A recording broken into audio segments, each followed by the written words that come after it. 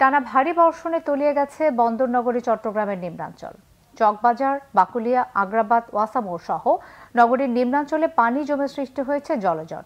কোথাও কোথাও বাসাবাড়ি ও দোকানপাটেও ঢুকে গেছে পানি, ফলে নগরবাসী পড়েছেন বিপাকে। এদিকে ভারী বৃষ্টিপাতের কারণে পাহাড়ি এলাকায় দেখা দিয়েছে পাহাড় ধসের শঙ্কা। চট্টগ্রাম থেকে শাহেদা পিয়ার রিপোর্ট। ভারী বৃষ্টিতে আবারও জলাবদ্ধতায় নাকাল বন্দরনগরী চট্টগ্রাম। দুর্ভোগে জনজীবন।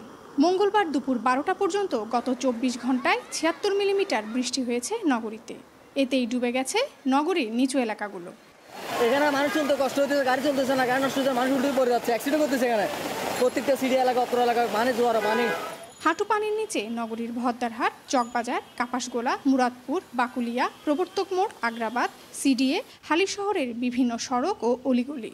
জলজটে চরম ভোগান্তিতে নগরবাসী। এখানে স্কুলে পানি উঠে গেছে, আমরা স্কুলে আসতে পারতেছি না। বললে এখানে পানি জমে যায়, আমরা স্কুল থেকে এখানে আসতে পারি না, যেতেও পারি না।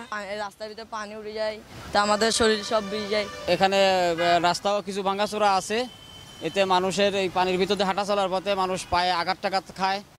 আবহাওয়া অফিস বলছে বৃষ্টি হতে পারে বুধবারও। চট্টগ্রাম ও পার্বত্য জেলাগুলোতে রয়েছে ভূমিধসের শঙ্কাও। শাহেদা পিয়া, বাংলা ভিশন, চট্টগ্রাম।